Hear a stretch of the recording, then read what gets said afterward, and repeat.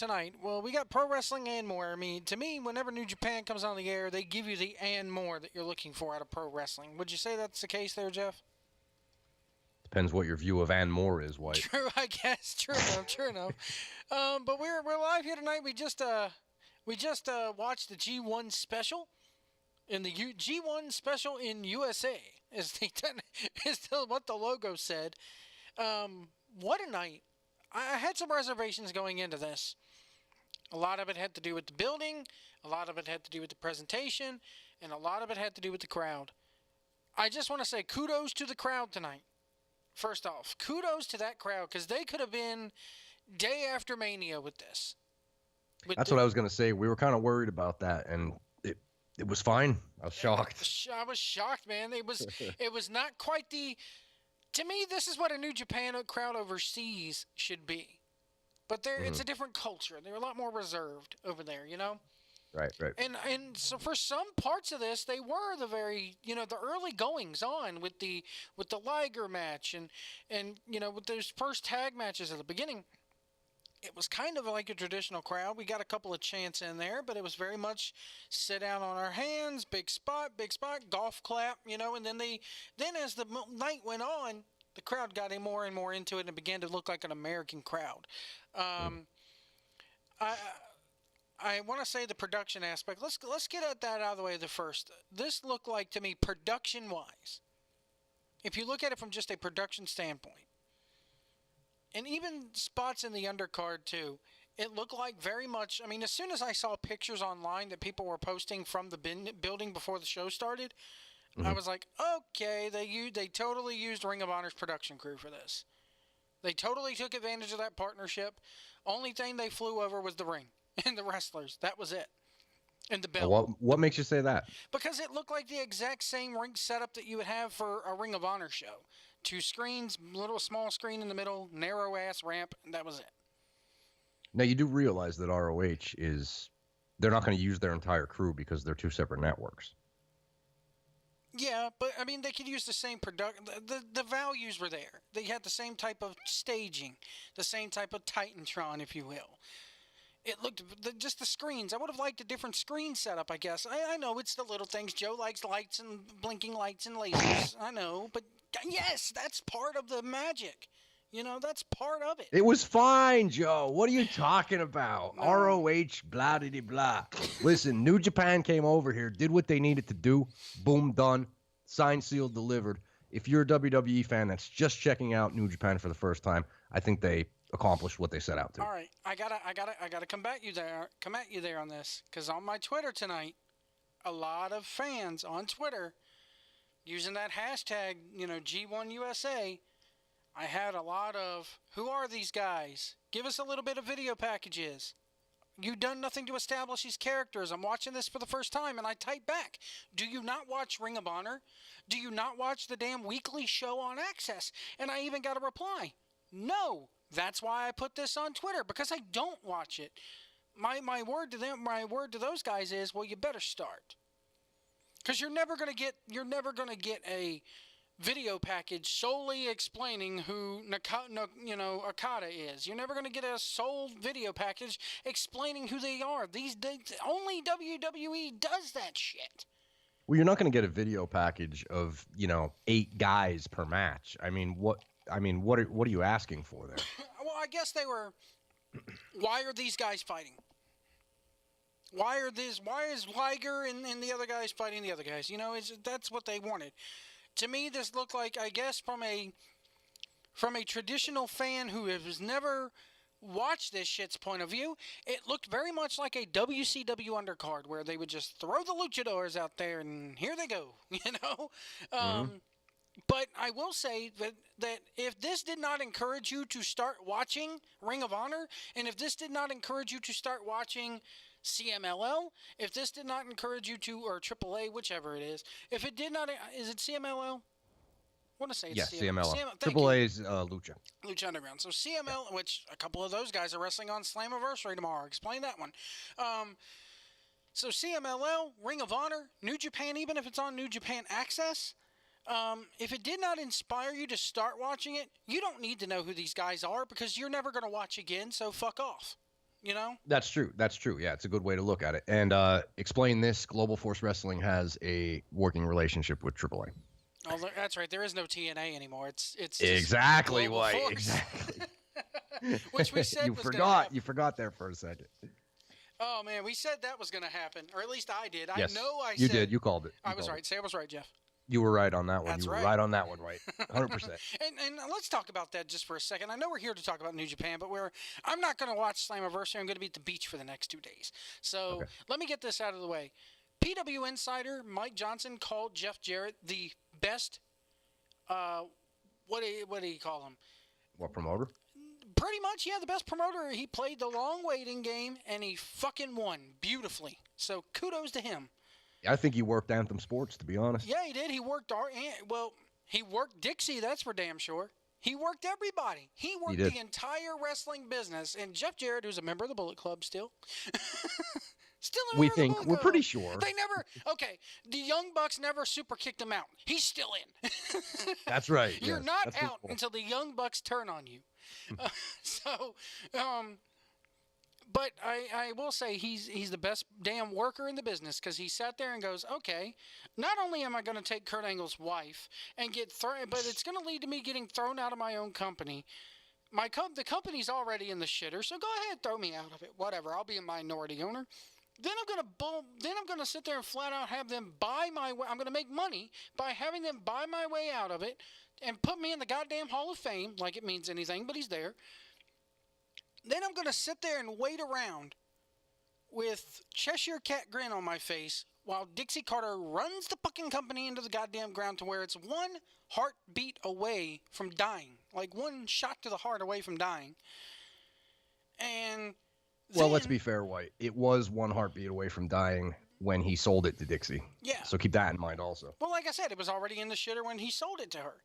When he went into the Hall of Fame and everything, that was supposed to be what many thought was the final nail in the coffin, but it was one nail in the coffin, and then many nails got hammered in there, and they were a moment away from the last nail being hammered in there when the owl came along and took the hammer out of the Undertaker's hand, and went away with it, and said, "Here, it's my company now." Jeff then steps in and looks at the owl and goes, "Owl, you don't know how to run this company. You provide content for wrestling, but you don't know how to exactly run a wrestling company. I do, and I'm the only one that's willing to fucking do it for you." Kudos to Jarrett. I'll say this: kudos to Jarrett. Kudos to Jarrett right now, but the same thing could actually happen right here, because he's still a minority owner. Mm-hmm. So chances are, a little bit down the road here, maybe a year from now, who knows? Maybe he's gone again. You never know. So let's start off with this New Japan show. They're at the Long Beach Convention Center. I thought that the production of this show, that little zipline camera that they have, the jib cam, hated it. Because every time they went to it and it zoomed across, it was fucking bouncing up and down. Don't know if you noticed that. I couldn't stand it. The camera angles with Okada panning out. Rainmaker, you're supposed to have the long shot. Didn't do it right. They did it, but it was ill-timed. Again, little things. And you may say, oh, Joe likes smoke and mirrors or whatever, but to me, that's Okada's whole fucking gimmick to me, man. He's nothing without that pose and that long shot. At least they fucking did it. Yeah. That's true. It could have been worse. Now, the one thing I'll say about the production is it's the only 2 times that I really noticed. When Cody spit in the face of Red Shoes and spit in the face of Okada, it was the wrong angle. Yeah. So whoever was producing it maybe wasn't familiar with live wrestling. Mm-hmm. You know, because I don't think it was New Japan's people. I think it was Access people. Yeah, I would love to know who. But what kills me is Access's people are used to covering third-rate MMA fights. They're not used to covering pro wrestling. Correct. So for them having their first live go at this, not fucking bad. And not bad. And not bad. Hey, I know this is going to put us over big, and in the grand scheme of things, it don't mean shit. They were ready tonight. Access chatted with us on Twitter tonight. The people over there, man. Very nice of them to do so. So I was like, y'all ain't ready. And then they put in big old capital letters, oh, we're ready. Oh, we're ready. We're ready. Just watch, motherfucker. We're ready because I even tweeted to him. Are you ready for your ratings to go through the roof? Because I guarantee you tonight's show is probably the top-rated show in that network's history. It had to be. Even going back to when it was HD Net, when they very first had Ring of Honor on their network. Mm-hmm. This is probably, the highest-rated show that network will ever see unless they do another one. Yeah, and at some point next week, they're going to be calling Gato and saying, are you guys coming back this week, please? Gato. It's never going to stop. No. Another thing is Rick Hendrickson messages me on Facebook. Rick Hendrickson messages me on Facebook while he's been out in the woods camping with the bears. Literally, you follow him on Facebook. He's got shots of him with a laptop sitting there watching the WWE Network in a campfire. He's in a tent watching the WWE Network with a campfire sitting out there. That is not disappointing. No, it's not. Because I'll be honest here, Rick. We love you here, but the dude's bigger than I am, and I don't do fucking camping. I wouldn't be surprised if Rick woke up one morning and there's a female bear standing, just cuddling with him or something. I could see it. I could too, and he'd just be like, "Morning, honey."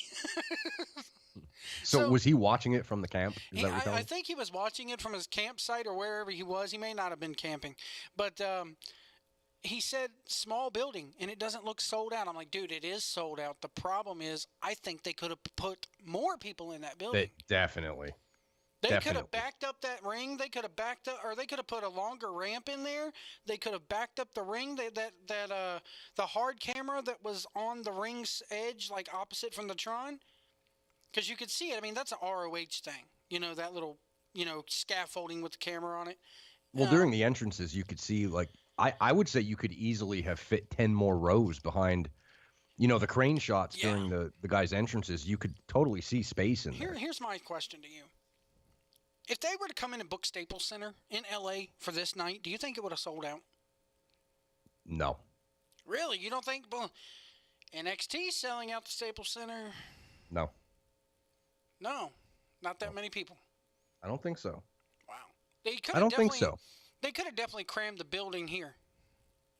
It's the L.A. Convention Center, for crying out loud. You could have probably fit at least 5,000 in there easily. Right. Which they may have had tonight. I mean, I don't know an exact count, but I don't think it was 5,000 people in that crowd. If it was, it would shock me. I think there are a lot of people, like you said, NXT selling it out. Yeah, well, a lot of fans know NXT because of WWE. You just mentioned somebody tweeting at you. Yeah. You know what I mean? People like that, I don't think they have any idea.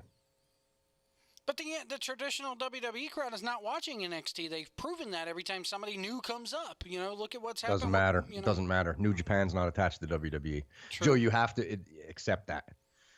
I know, if it's WWE it is, and it's in that umbrella. If it's as big as they say it is, they should be able to draw that big. Well, who says they're big enough to draw the Staples Center? There's a lot of people that say, "Oh, they're bigger than WWE over here." No, they're not. That's a lie. I mean, the internet crowd. If they're bigger than the WWE, then this will pull in over 3.5 million. Who says it won't? Honestly, who says it won't? I'll believe it when I see it. Dude, I don't think we'll ever get the ratings for this. I don't think we'll get a rating number for it like we do with them, but I would love to see what it is. Well, Access is on cable, so I'm sure they're counted. Let's talk about the announcing here. You tweeted me during the show, said JR is awful. Yes. And I got to admit, JR, after all this time, still does not know the fucking product. I love you, Jim Ross. I really do. You deserve to be in the WWE Hall of Fame, even if people go, it's not an actual Hall of Fame. I don't care. You deserve to be in every wrestling Hall of Fame there is, man. I'll say this: he had a better second half than first half. Oh, yeah. But my God, when you're confusing names and he didn't know which one's Bushi, which one's Evil, which one's Sonata.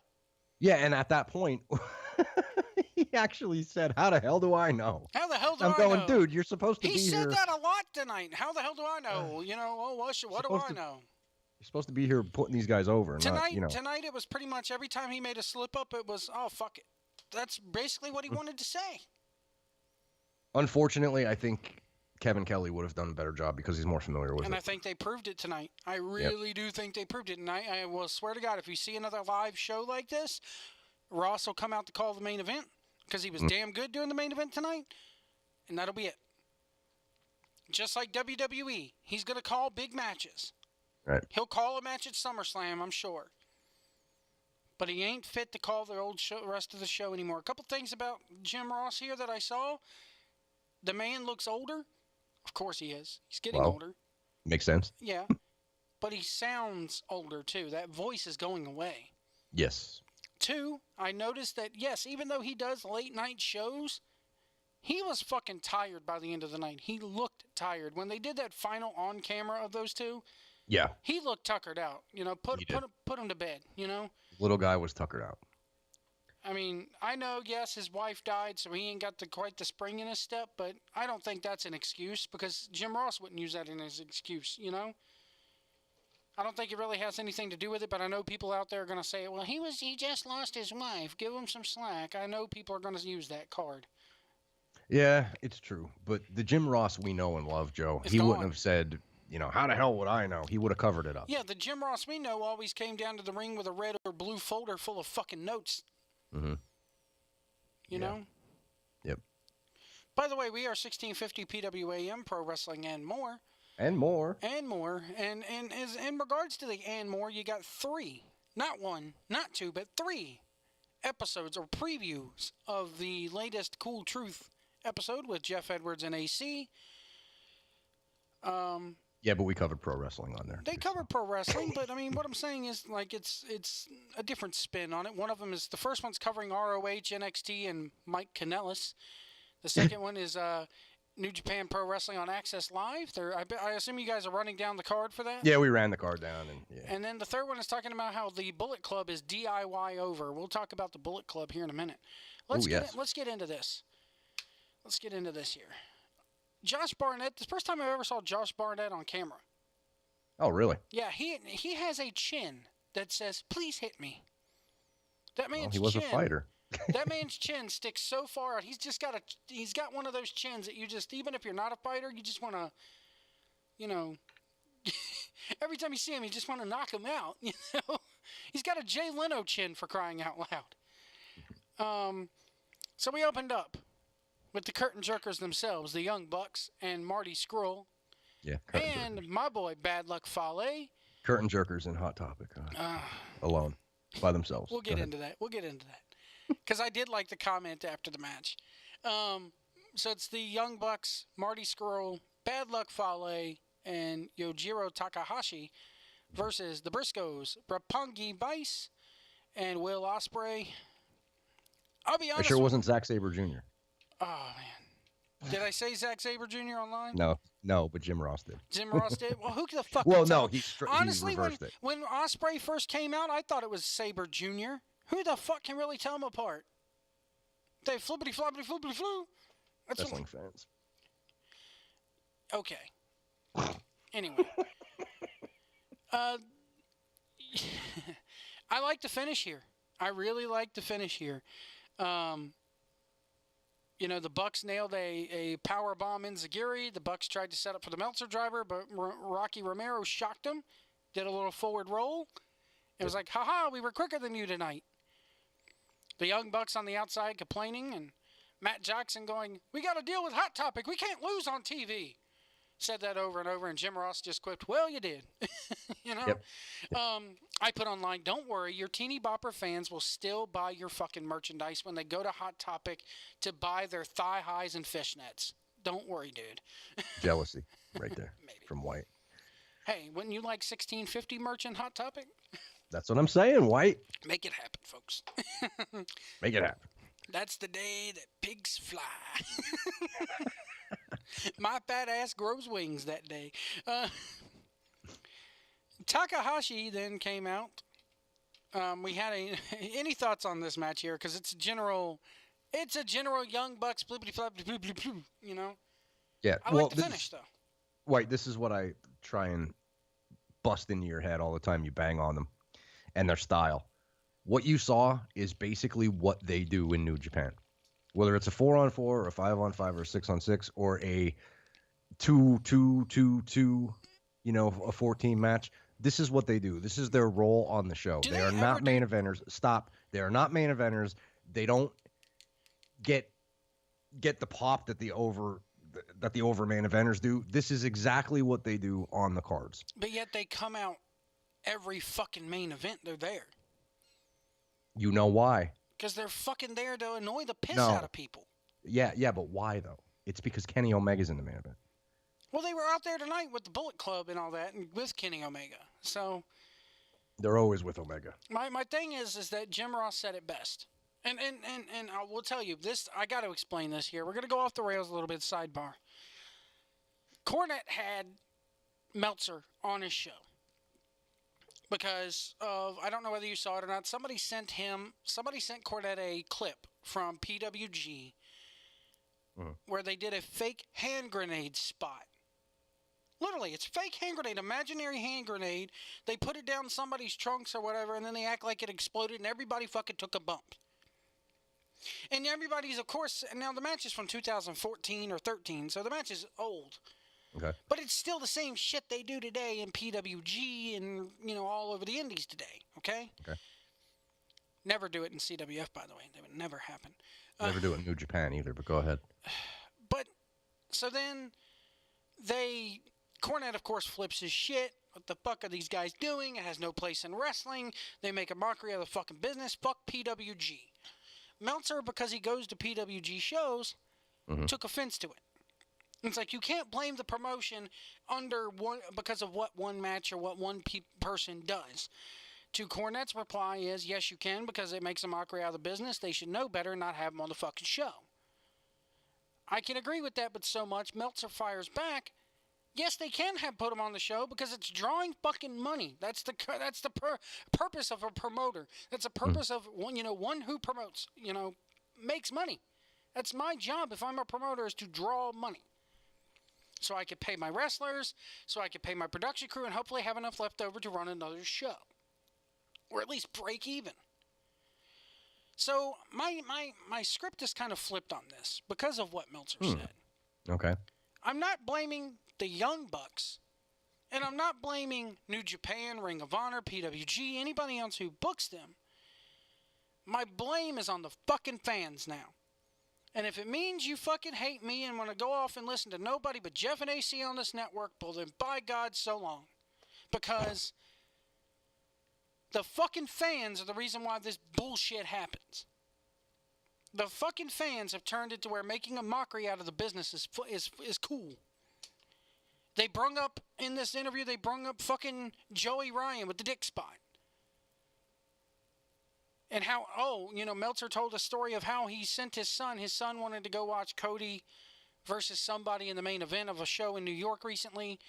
And he realized, he came back from it because there was it was when UFC ran Madison Square Garden last.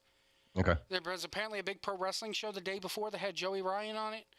And Meltzer's son went off to watch it. Well, Meltzer's son comes in after the match and goes, "Oh my God, Dad, you should have seen this. This guy, Joey Ryan." And Meltzer goes, "Oh my God, I sent my son to watch a fucking card that had Joey Ryan on it." He goes, "Say no more. He did a flip spot with his dick, didn't he?" And the son goes, "Yes, I like it because it's weird." So then they wrestle at the Cow Palace a few weeks ago. They bring a bunch of their friends with them. And Meltzer's kid is like, watch, here it comes. It's coming. You can't believe what they're going to do. And then it happens and everybody pops again. It does not make it right. Sorry, the fact that and I have to blame the fans for this, man. The fact that the fans are letting this shit get over is the reason why the wrestling business will never be taken seriously again. It's now looked at as nothing but like a ballet. It's the reason why kayfabe will never fucking live again.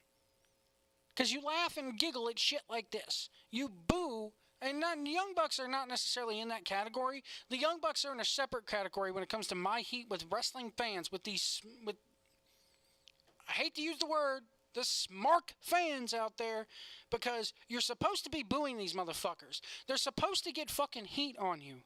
Yes, heels can sell merchandise. I get it, okay? But, goddamn, they're supposed to be fucking heels. Is there no such thing as heels and baby faces when it comes to these two? Are these guys just tweeners? Explain. I mean, I know you've explained it to me 500 fucking times, but every time I see them, I can't fucking help but look at the screen, go on Twitter, and go, "Why the fuck are you cheering these people? They're the worst heels in the business. You should hate them." It's a you problem, Joe. We've talked about this. It may be, but man, If you cheat to win, that's a you're heel. a heel. You're a heel. If the fans boo you or the fans cheer you and you're cheating to win, you are a fan favorite. It doesn't mean you're a face. Cheating to win. It doesn't mean you're a face. Which is There's why a difference. I never There's got, listen, Joe. know. Joe. There's a difference between a fan favorite and a face. There's a difference. And I'll take you back. Stone Cold Steve Austin was a heel. The fans started cheering him. They turned him into a fan favorite. He never changed his character. Then why aren't these young bucks being booked as fan favorites and baby faces? That goes back to the promotions that book them. If you want them cheered, if a promotion wants the guy cheered and they're getting booed, then you switch it. Same thing if they're a heel and they're getting cheered. If that bothers you as a promoter, you need to switch the booking. If you don't care, then you don't care. I get what you're saying. You know what I mean? Like, people have different opinions on it. Like, dude, practically every 3 out of 5 people had a goddamn Bullet Club shirt on tonight. I get the faction. Oh, easily, yeah. I get the faction. But these two guys, man, you know, I don't get it. Half the fucking factions are heels, half the fucking factions are babyface, yet they're all on the same fucking page. Because Kenny Omega's a goddamn babyface right now to me. It's not what you're used to seeing. That's why. I mean, it's like, is everybody a tweener? Maybe that's the best way to say it. I mean, is everybody a fucking tweener within that faction? I don't get it. Because it's not ruled by 80s wrestling rules. Like you like a clean, even, you know, very easy to see face heel. It's not like that anymore on certain promotions. I mean, my thing is just book them as heels if fucking, you know, well, it doesn't matter anymore. It doesn't matter. You could have the Young Bucks coming out there killing puppies. As long as the puppies have little Bullet Club onesies on, the fans are going to fucking cheer. That's how bad it is. You can't turn these guys now. Joe, maybe we're seeing another change, a shift in society. Maybe. Seriously, just like the 90s. Look, Roman Reigns is a goody two-shoes. He gets booed. The Young Bucks are a bunch of jackasses, and they get cheered. So maybe wrestling needs to start looking at that again. But Cody Rhodes is out there being the same type of jackass, flipping off the fans, doing crotch chops, and he got booed out the fucking building tonight. It's because he's not cool, Joe. Come on, he's the son of Dusty Rhodes. How is he not cool? But anyway, your thoughts on this match here? Which match are we even on? The Young Bucks one. First one. Well, let's go behind the curtain here. What did you tweet me? Or no, you texted me. The ROH New Japan. It looks like an ROH card with New Japan. Yeah, this looked like something you'd see at War of the Worlds. This looks like something you would see on a New Japan card. So I was not impressed with this. I was not disappointed by this. I'm used to this. If you watch any card, they always have the undercard laid out like this. It's these 4 guys versus these 4 guys. It's stable versus stable. Then they throw in a singles match, and then they do it again. So, I mean, it was what it was. Very flippy-dippy. It's that part of the card. It's that part of the circus. I like Jim Ross's deal here. The winners of the winners, of course, were the Briscoes and Roppongi Vice and Will Ospreay. To me, I'm going to say this right now, and this is going to piss a lot of people off because that's what I do here on the network. The Briscoes have no place in New Japan Pro Wrestling. I don't think they fit the style. I don't think they're over as a team there in Japan. When I watch it in Japan, American fans know who they are, so yes, they were over here. But when they go over to New Japan, like on Wrestle Kingdom and stuff, I don't get the sense that those Japan people could give 2 fucks about them. That's a fair statement. 2 rednecks from America. Oh, we don't give a fuck about these gaijin, you know? Right. Briscoes. That's a fair statement. I'm not going to argue Briscoe should stick to Ring of Honor. Ospreay, yes, he's over there. because he's the one that had the big flippity-floppity-flippity-flu with Ricochet. He's over. Roppongi Vice. New Japan is kind of their home promotion now. Briscoes, I looked at this match and I was like, which one of these is not like the other? You know? Whenever Briscoes are in New Japan, that's the sense I get. You want to know what it is with them, I think. It's just it's a payday. Mm-hmm. You know? New Japan needs you. All right. We get to go wherever we want, do whatever we want to do, and we can name our own price, and that's why we haven't signed with WWE yet, and they never will. I always thought those guys were made for TNA. Yeah. Like Nashville TNA. Oh, yeah. Because they kind of have that southern feel to them, you know? But I don't think they really care to do that. They do what they do. Jushin Thunder Liger.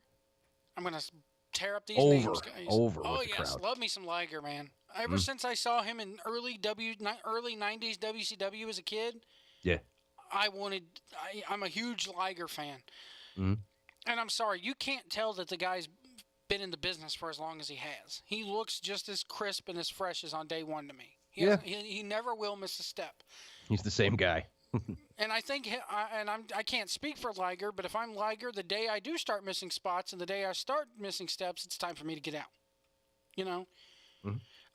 Liger, Volador Jr., and Dragon Lee, and Titan versus Bushi, Evil, Sonata, and Takahashi. Takahashi came out with a stuffed cat named Daryl, I think is his name. Yeah, I think so. Yeah. What's the deal with the cat here? Because I haven't seen this yet. Oh, he's a little crazy. Oh, okay. So that's his gimmick. He comes out there with a stuffed cat, and the Japanese girls go crazy for it. I like it. Thank you. You explained a gimmick to me, Chris. Yeah, please, that's all I need. He's really good in the ring too. He is good. Like especially if you see him he had a great, was it Kushida or Bushi maybe? They had a one-on-one match at Wrestle Kingdom, and it was phenomenal. I was saying Bushi, Evil, and the guys in the masks. Their masks were unique, but they were all kind of the same color, so it was kind of hard to keep track here. And a lot of fans noted that on Twitter. Hell, Jim Ross couldn't tell the difference either. No, he couldn't. Nope. Dragon Lee really impressed me in this match.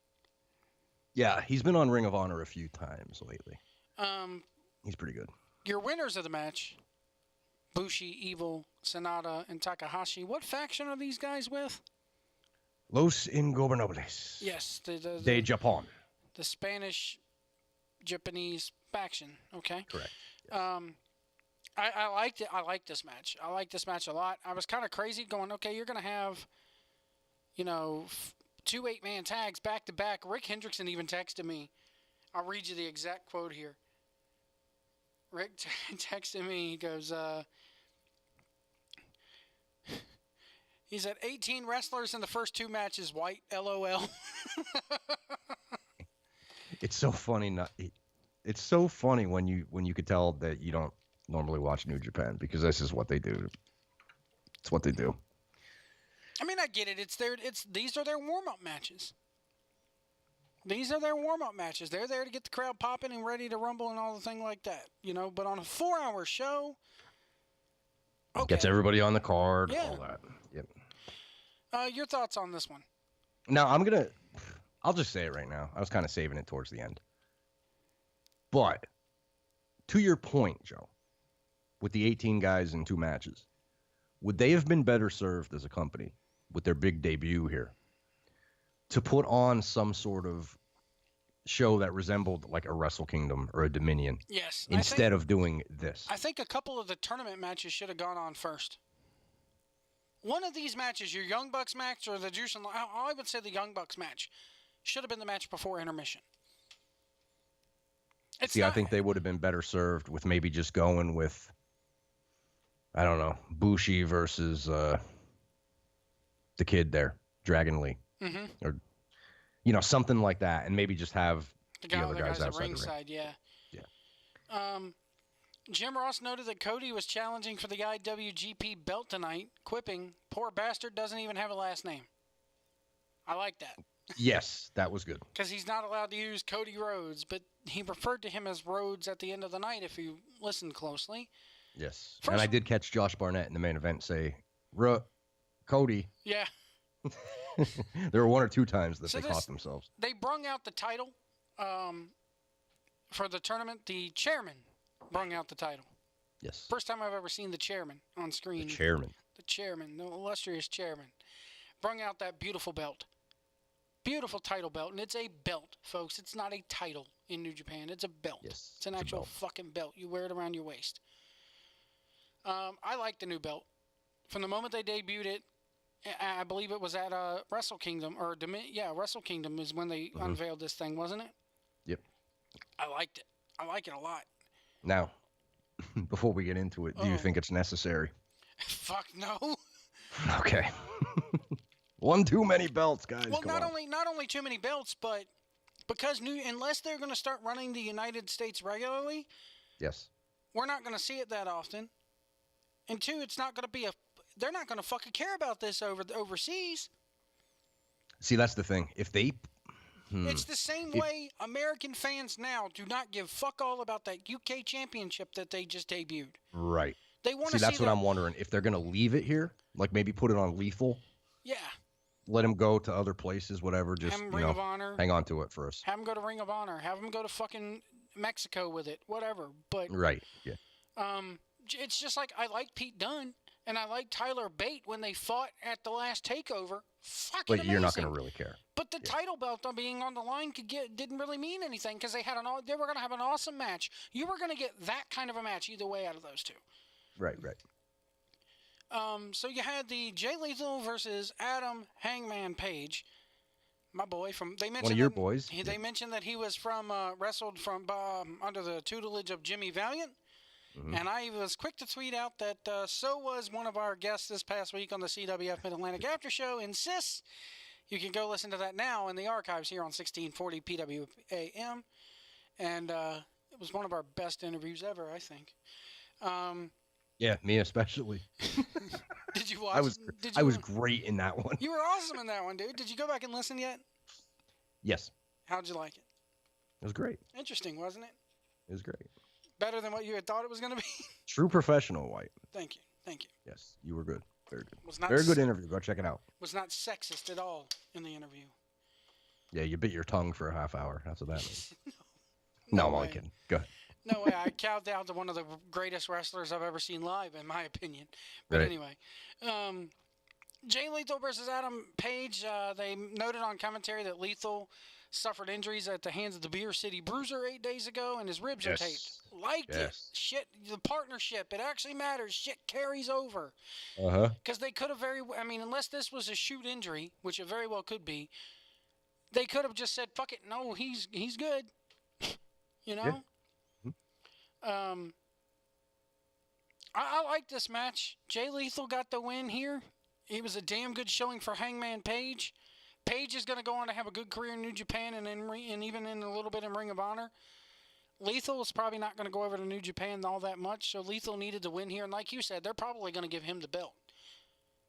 It's going to come down to him and Omega, you know? Yep. Which I think Lethal has to face Omega in the... Yeah, actually it won't. Yeah, because that's the semi-match. So you're going to get Lethal and Omega in either way, and that's going to be awesome.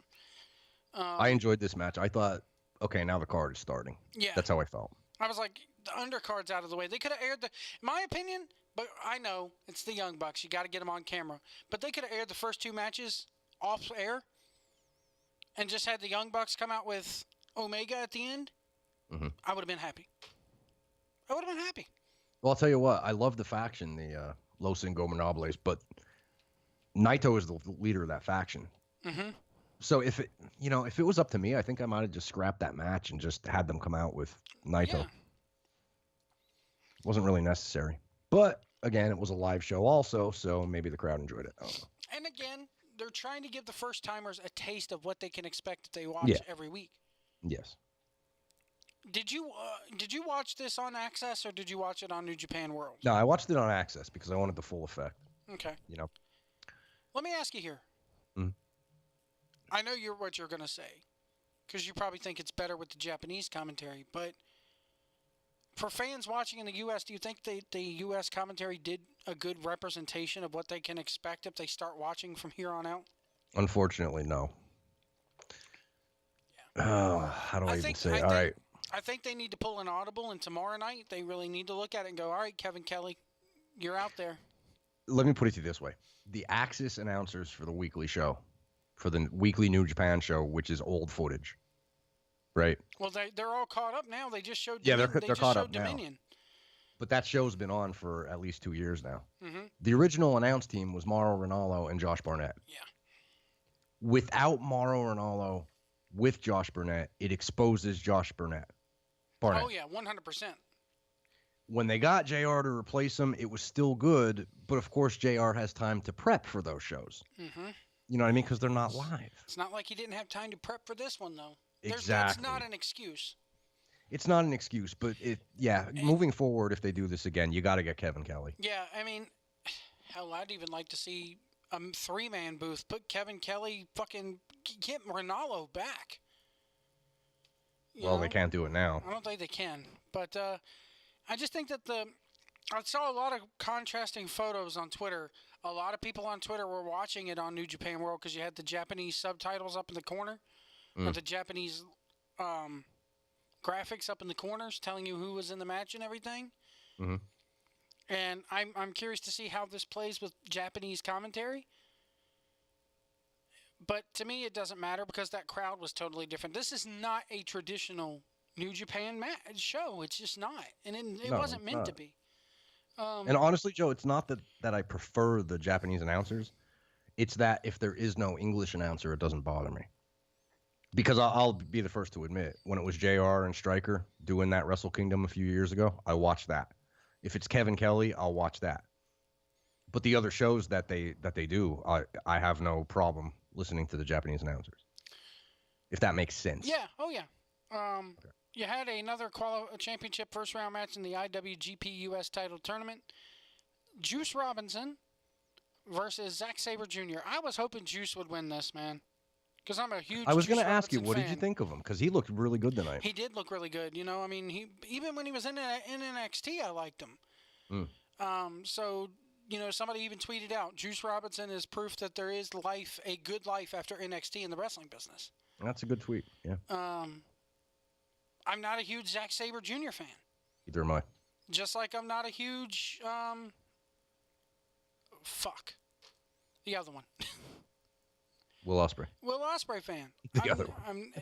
You put those two in a match and it's just flip, flip, flip, flip, flip, flip, flip. I didn't like it.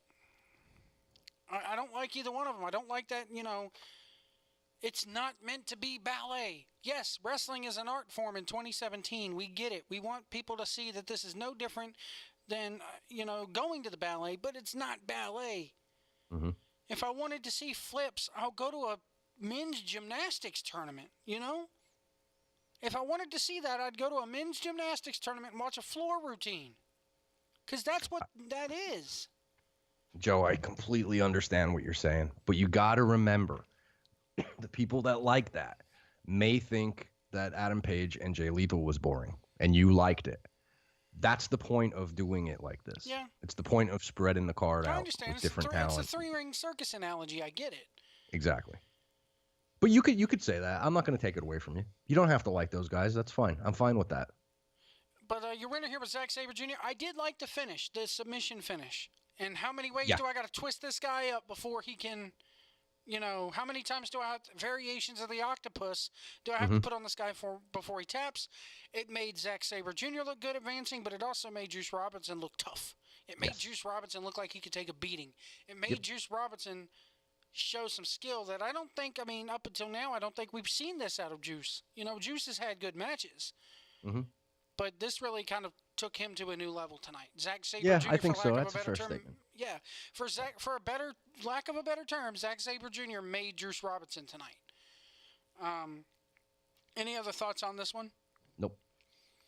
Moving on here, we got the let me see here, the IWGP Intercontinental Champion Hiroshi Tanahashi, and this match was a fucking mess. Dude, it was. You thought it was a mess? I'll be honest with you, man. I didn't see much of it, but what I did see of it, I was like, this is a total fucking cluster. You see Billy Gunn botch the... Oh, my God. If I was Tanahashi, I'd be so pissed at him right now. Mm-hmm. So you had Tanahashi who's the Intercontinental Champion, the Junior Heavyweight Champion Kushida, and Jay White and David Finlay versus Yoshitatsu, Billy Gunn, Yohei Kamatsu, and Sho Tanaka. Again, Joe can pronounce Japanese names, kind of. Honestly, Billy Gunn, despite that botch, I like the Bullet Club Hunter gimmick that he has going on. And is that a big thing now? Like, those guys are out to get the Bullet Club? Yeah, to a point. I liked it. Because you could have that function, going up against the Bullet Club. They could make money with that. But anyway. And I liked Billy Gunn in this match, despite the botches. He showed a lot here. I'm sitting here, when I first saw this, and they announced that tomorrow he's taking on Tanahashi for that Intercontinental title, I was like, oh, fuck, Billy Gunn? Are you fucking kidding me? And then he actually wrestled. And I forgot that Billy Gunn can go. Yeah, he can still go, but after seeing the botches tonight, I don't know what the problem was, but man, I'm fearful of that match tomorrow. Me too. And I'm going to have to wait till Friday to see it. Are they airing tomorrow live on New Japan World? Actually, I don't know. I forgot to even look at that. I think they are. But they might be. Either way, I'm not going to get to see it because I'll be at the goddamn beach. But yeah, this match was, you talk about a cluster. And it wasn't just flippity-flappity-flippity-flu. It looked like, let's see here. We had 1, 2, 3, 4. It looked like 8 men out there trying to hump a fucking football. 8 monkeys trying to fuck a football. That's exactly what this was. I'll tell you what. I felt so bad that Tanahashi was in this match. Me because too, for people, he deserves better. My God, for people checking this out going, Jay White, who's this Tanahashi guy? Here he comes. Here's the guy that everybody talks about. And they probably went away going, what? What a joke this guy is. To me right now, in New Japan, there's 3 guys that you need to be paying attention to. Or actually, well, I'll throw them in there together. The Young Bucks. Pay attention to them. They revolve, the company kind of revolves around them. Okada, Tanahashi,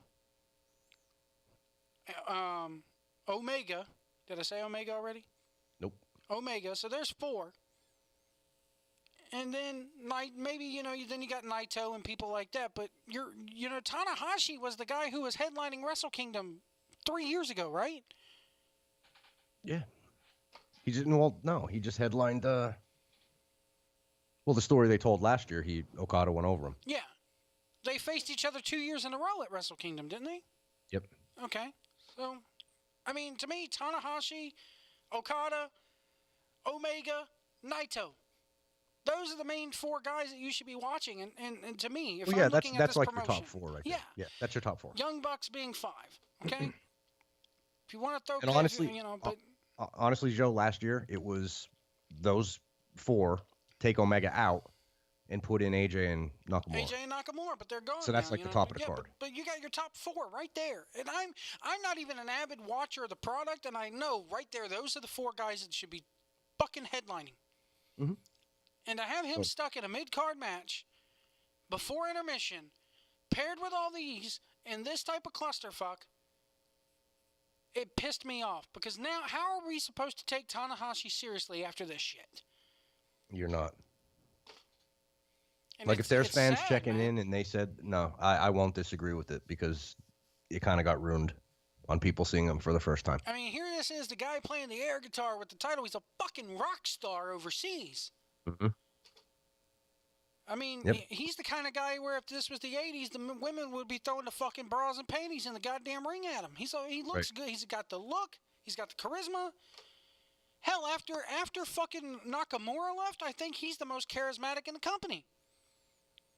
I'll say this, Joe, going back to the beginning of the show here, what I said, they probably should have just took this match out and just gave him a title match on this card. Yeah. This was very important for them tonight. Oh, yeah. They should have probably put this on night 2 and put him and Billy out there for night 1. Yes. Thank you. But anyway, your winners are Tanahashi, Kushida, Jay White, and David Finlay. Let me say this too. Jay White is a guy that I hear about an awful lot nowadays. This is going to be the next guy to watch. This is going to be the good one. This is the first time I've ever really seen him Mm-hmm. and I could give two shits about him now. All right, so same thing there for you. Because when AC and I started it, and we got our New Japan Network, him and Finlay there, the two Japanese guys, the tag team there, I can't remember their name. When we started watching, the four of those guys were young lions. They would do opening matches. All of them had short hair. All of them were dressed in black. That's it. Mm. When you see these guys now, like I looked at him tonight and I went, all four of these guys are on their way. And unfortunately for you, you're just tuning in for the first time. You caught them in a fucking train wreck. And it sucks. I mean, here's the thing, though. I blame Gato. I've heard Gato. Anyway, I've heard so much buzz about Jay White and how he's the next big fucking thing, man. Yep. How he's the guy you need to watch. David Finlay I've seen before, so he gets a pass. He and Finlay put on some great opening 12-minute matches on their cards like 2 years ago. What did they call Komatsu and Tanaka? I couldn't think of their name. That's why I said the tag team. The Tempura Boys or something like Tempura that? Boys, yeah. The Tempura Boys? I like that name. But this is my first time seeing Jay White. I'm willing to give him a second chance because it's not his fault. It's none of these guys' fault, really. Well, I'll say this, Joe, too. Since he's been in Ring of Honor, Jay White, he's doing his excursion right now in Ring of Honor. Mm-hmm. I haven't seen in Ring of Honor his performance like he did in New Japan before he left as a young lion. That's because they haven't really booked him in a singles match. Every time I've ever seen him, he's booked in fucking tag matches. Yeah, he's in with the machine guns, whatever the hell. Yeah. I don't get it, man. I don't get it. And this isn't the first time I've said this about Ring of Honor. But just like seeing a guy like Michael Bennett. Mm-hmm. He goes to TNA, they put a mic in his hands, and I'm looking at him and I'm going, oh my God, Michael Bennett can talk. You know, and there I am watching him in Ring of Honor for 3 freaking years, and he's stuck in a tag team. Yeah, because they don't cut promos there. Because they don't cut promos in New Japan. It's unbelievable. The only guy I've ever seen cut a fucking promo in New Japan is Okada. It's always the last guy to win. Yeah. On the card, the main eventer. That's the only guy that talks. I was surprised they put a mic in Kenny Omega's hand tonight at all. Disappointing, right? Yeah, I guess you can't have Brad Stutz book everything. No, we can't. Shout out to Brad Stutz. There were several oh God moments on this tonight. So then they had the intermission, and I like what they did with the intermission here. They were like, I don't like the way JR called it. Well, we're gonna have a little intermission here for you folks. You know, whatever. Gonna be halftime. Gonna be halftime. And that's another thing about the commentary. Oh yeah, go ahead, because I thought about it. You do it. Everything was a football reference. Yes, thank you. I can't stand fucking football. We got Michael Elgin's built like a fullback. We got Tama Tonga is a strong safety. Tonga Roa is a linebacker. Like, what the hell were they doing? Look at this. All right, I don't uphold the gimmick in any way. In fact, I think it was shitty when Ferrara did it. But no wonder Ferrara sat there at a fucking WCW table going, Juventud Carrera was a good guy at Tijuana State. Stop with the football. I don't care about football if I'm watching wrestling. Now, is that Axis thinking that we're going to have some males checking this show out tonight? No, that's Jim Ross, because he did it in WWE too. He's done it in every fucking match he's ever called. Everybody's got to be... If he's a former football player, Jim Ross is going to point it out to you, folks. My God, you have Bullet Club members coming down. They're Samoan. They're called the Gorillas of Destiny, which is G-O-D. It's God. And they're walking down the ring and they're talking about football. I'm like, what the fuck is this? And they're talking about fucking their dad, Haku. Yes. Which Haku, all respect to Haku, don't kick my ass, Haku. Haku can kick anybody's ass. But I mean, it's just... Anyway, we'll get there when we get there here. It's the next match. Any other thoughts on the kerfluffle with Tanahashi? Again, I'll just say it's unfortunate for people that are checking out some of these guys for the first time. It is. I knew who Tanahashi was. I'm like, fuck yeah, this crowd's going to be fucking awesome. They're going to cheer the fuck out of Tanahashi. Nope. The crowd disappointed me here too. Yep. The only thing I liked was Jay and David holding the ropes for him. Yeah. Like they were showing the fans, okay, this is the guy. This is like the legend, you know? Yeah. But unfortunately, the match didn't show you that. So The Gorillas of Destiny, Tama Tonga and Tonga Loa versus War Machine. I love this match. The only problem was they made it a hardcore match. It's like, we can't have a match in the U.S. without getting on the mics and going, how about we throw weapons and ECW it? I'm surprised there wasn't an ECW chant here. I was very disappointed when they changed this because both teams are great as tag teams. Yes. Again, we can't have a traditional tag team match in New Japan, it seems. It's unbelievable. You know where you can see good tag team wrestling, though? If you go back on CWF's channel and watch the Canodal Cup, that's where you can watch good tag team wrestling. CWF. What's CWF, Joe? I never heard of that. You never heard of it? Well, go to youtube.com/CWF Mid-Atlantic and listen to our after show every Wednesday at 10:30 p.m. We have an after show? We do have an after show. Oh, I'll check that out, Joe. Oh, God. Oh, God. Oh, shit. Oh, shit. We just can't help ourselves. But the Gorillas of Destiny taking on War Machine. I liked War Machine's entrance, man, with the masks and shit. This is the first time. This is the first time I've really been excited to see War Machine when they came out. Yes, we know Rowe and Hansen are two big motherfuckers. Warbeard Hansen, big dude. Mm-hmm. He fucking did a lot in this match that really kind of put me over, man. I wasn't much of a War Machine fan, but I am now. Tama Tonga, I like his ring gear. I even put on. I love Tama Tonga. I even put on his. Reminded me very much of. Oh man, his name escapes me. He was in the NWO representing New Japan. Fuck. In WCW, who was he? Fuck, he's on every New Japan show doing commentary now. His name just escaped me, folks. I'm so sorry. He was like the only Japanese member of the NWO, and now I'm missing it. People are going, you should know my brain this. is farted. Yeah. I'm looking it up here because he should. I keep thinking Liger. You have Liger stuck in my head. He's out there all the time. Masahiro Chono. Chono, thank you. He reminded me of Chono's tights, with the black and the padding and everything, and I was like, it's very mid to early 90s WCW is what this tag team reminds me of, and I like it.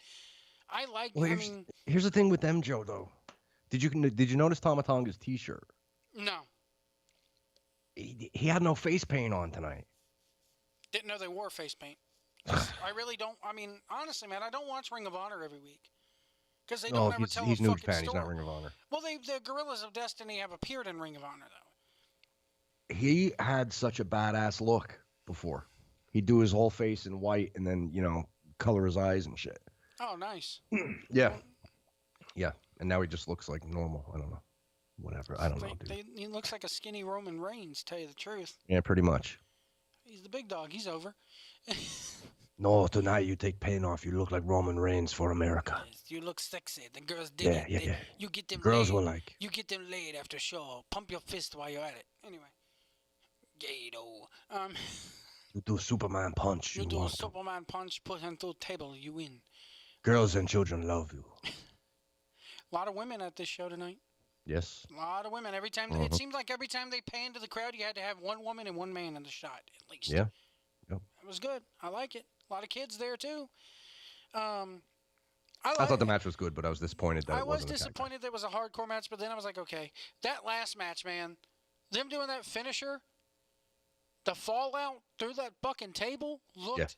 Yeah. I even put on Twitter, # oh God, because it looked freaking nuts. This match was good. Yep. I just wish it would have been on one-on-one normal rules, Yep. But again, that wouldn't have happened if it was in Japan. They did it because it's in America, and maybe America's so accustomed that we got to have at least one hardcore match on a big show like this. Probably. I'm sure that's what the thinking was. The problem is New Japan. New Japan, listen to me, New Japan. I'm gonna whisper something. You're supposed to be different. That's why they like you. That's why Jeff goes to your Japanese website and uses Google Translate to give you his 999 yen. That's right. Part of his Hollywood money. Every single production he makes, mm-hmm. part of the production budget is New Japan World for the entire length of the production. I budget it in every time. Budgets it in. If you go back and look at Miramax's latest tax returns, New Japan is a write-off thanks to Hollywood Jeff Edwards. I started it, White. That's right. I'm changing the business, changing the game. Changing the business. You and Movie Mike. I could only wish. Oh, man. But I liked the match. I liked the finish. I was sitting there going, okay, they got to have at least one title change this weekend, and that was it. Mm-hmm. It means something. They're going to be going back across overseas after this whole thing, unless they do something where they win it back tomorrow, which I doubt, because New Japan doesn't do 50-50 fucking booking. But I like it. It makes this show give a little bit more importance to it. It lets the Japanese people know we're going worldwide with this shit, so you may want to pay attention to what we're doing outside of our borders, you know? Yes. Or off the island, as it were. Yep. So it was, it was a good brawl. I liked it. They didn't need it. They didn't need the weapons in it, but I liked it. Then we got another first-round match. Naito versus Tomohiro Ishii. It's Ishii, Wow, JR. you're getting good at this. It's Ishii, JR. He would sit Why there did and he call still him, saying Ishii? He's still saying Ishii, and Josh Barnett is still sitting there going, every time he would do it, every time he would go, JR would go, Ishii. Barnett would go, Ishii. Looks good tonight. Got to say, the highlight of this match came at the very beginning during Naito's entrance. I love you, Red Shoes. Yes. Because he says, open the ropes, and Red Shoes is like, fuck you, I ain't open the ropes for you. Get one of the young boys to do it. One of the young lions to do it. Mm-hmm. And Naito was like, you're not going to open the ropes for me? Fine. And he hangs his head and walks off. And he gets halfway up the ramp, and the crowd's like, boo, fuck you, boo, open the ropes for him. And Red Shoes, you'd think Red Shoes would do it. Red Shoes gives him a crotch chop and still refuses to fuck it. I don't think he gave him a crotch chop, but he still refuses. So Naito's got to get in the ring on his own. And he starts buckling up to him in the corner, like bowing him up and up to him in the corner. And the second Naito turns his back, fucking Red Shoes does the Fighting Irish of Notre Dame pose and puts up his dukes and starts fucking to him. It was so damn good. You know who this reminded me of? Robbie Walsh. I'm telling you, man, Robbie Walsh is like the American Red Shoes Red Shoes. And then Robbie Walsh. That's right. That's it. Robbie Walsh is to refereeing in Japan what what Red Shoes is. You get the analogy. I get it. I'm like Vince Russo tonight. Since Naito has been doing this gimmick, I can't remember the match and I can't remember the instance. It was a while ago. He got pissed off during a match, and he actually walked up the ramp, walked over to like the bowl seats around, so he wasn't on the floor. He actually took his time, and he went up into a seat and sat down. He was that pissed off. It was fantastic. That Red Shoes wouldn't hold up the ropes for him? I can't remember if it was the rope incident or if he just got pissed because maybe it was a 2 count. He just walked out and just went up and sat down. It was great. And another thing is, I like the idea of Naito coming to the ring in a full-on fucking suit. Yeah, it's cool. Not some tearaway thing like Cesaro does. No, it's a full-on fucking 3-piece he's wearing just about every time. Yeah, he's awesome. And then he took on Ishii. I loved this match. It was very hard-hitting. Mm-hmm. Kind of surprised at Ishii getting the win here. Did you like the fake out dive? Yes. He lays down. Okay. Yeah, where he laid down and hit the lazy boy pose. Yes. At the beginning. I just was like dive, motherfuckers. That's great. By the way, did you see what Dawson posted on Twitter tonight from the Revival? I saw you retweeted him, but I can't remember what he said. It's him throwing. It's a black and white hip picture. Let me see if I can put it here. This is gonna piss all you New Japan folks off here.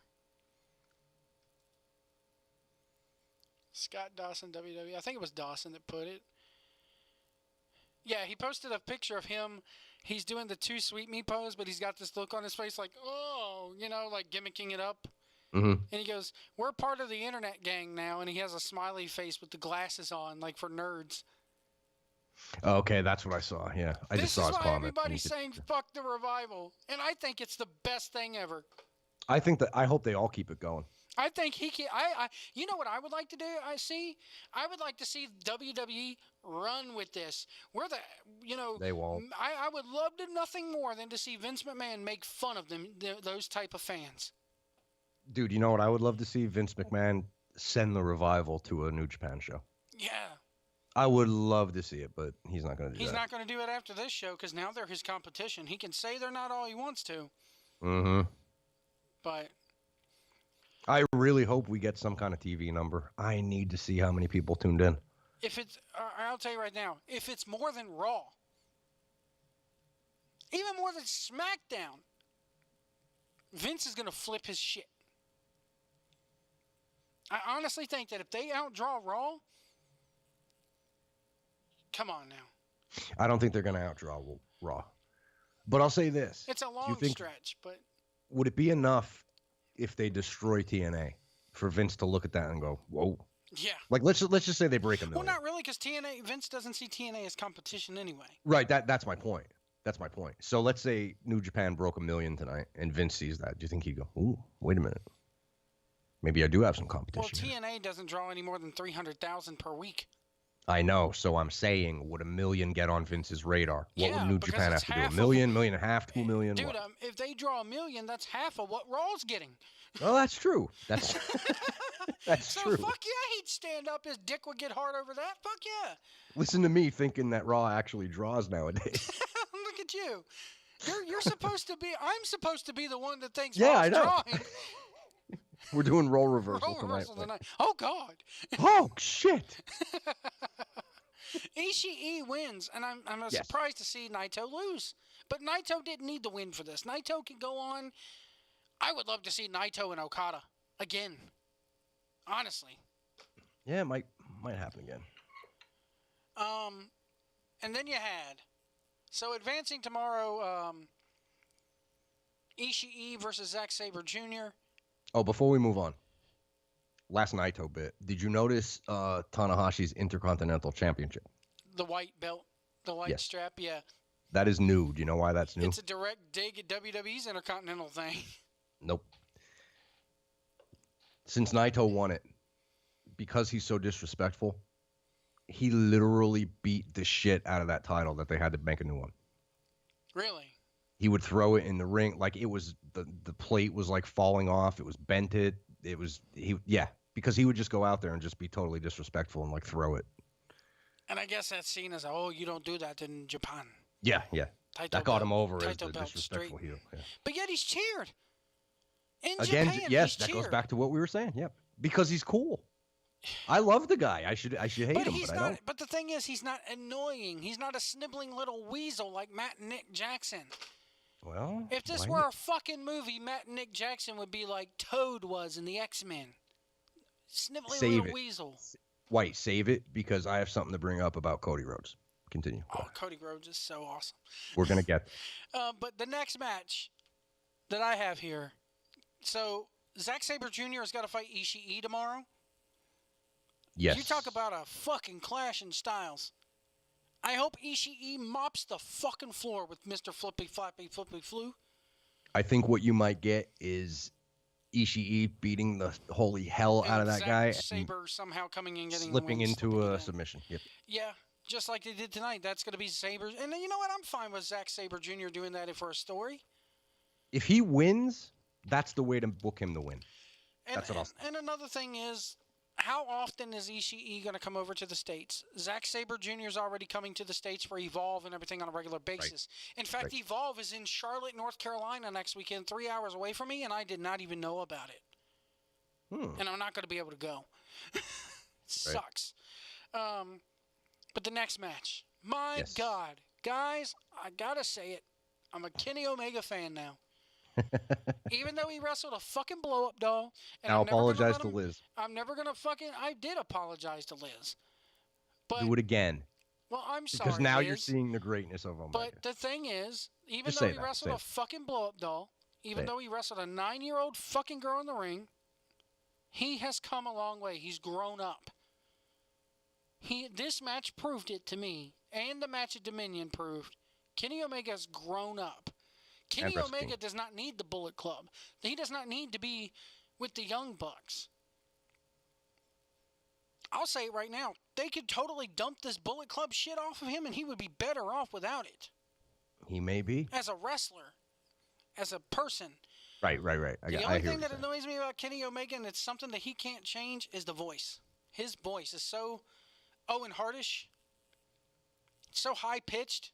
Yeah, he kind of has to whisper, like, to mask that. Yeah, like, no, I mean, it's he does that a lot. Owen Hart, here it is, you got a badass motherfucker in Owen Hart, not taking anything away from Owen Hart, but then he would open his mouth and he's like, enough is enough, and it's time for a change. And I'm like, whoa, you know? Mm-hmm. When I heard Omega talking at that press conference, and he kind of has the same type of voice like this, you know, hi, I'm Kenny. Mm-hmm. I was like, holy shit, because I never really heard him talk before. Because he doesn't talk in Japan that much, you know? Yeah.